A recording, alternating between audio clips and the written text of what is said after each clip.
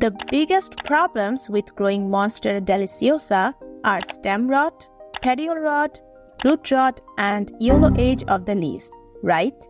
And do you know, there are two mistakes we often make but rarely notice, and most of the time, those can be responsible for all the problems that I had mentioned earlier. So in this video, I'm going to explain these two mistakes we often make that can be responsible for the unhealthy growth of our monsteras, as well as going to share how you can minimize them and end up with a healthy, lush and beautiful monstera plant. So let's begin. Mistake number 1. We think that because the leaves of the Monstera Deliciosa are quite big and heavy, they need a big pot in order to support the weight of the leaves and stem. Monstera plants grow pretty slowly, and it's vital to provide the correct pot size because too small-sized pot can stunt or restrict the growth, resulting in a root-bound plant.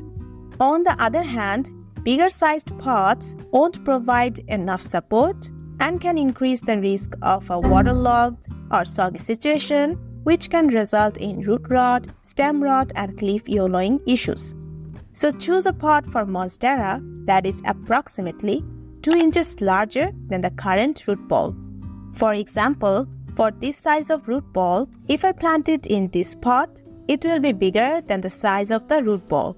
The pot will hold excess moisture, which ultimately can result in soggy conditions.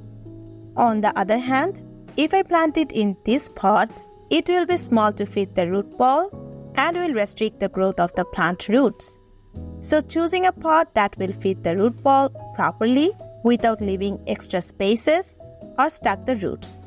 This is a 6 inches pot on which I'm going to repot this newly rooted Monstera plant. This pot will provide plenty of space for the roots to grow without stacking the roots or creating a soggy situation for another 1 or 2 years. So be mindful when choosing a pot to grow any variety of Monstera plants. The next mistake that comes after repotting the Monstera is inserting the plant too deep into the soil. Avoid burying the stem and petiole of the Monstera too deep into the soil. New gardeners often insert the stem along with the petiole very deep into the soil in order to stabilize the plant in the soil. The more stem and petiole you have buried deep into the soil, the higher the chance of stem and petiole rot in your plant. Now, to grow a healthy Monstera, first you need to learn how deep the Monstera stem should be buried into the soil. You can do two things.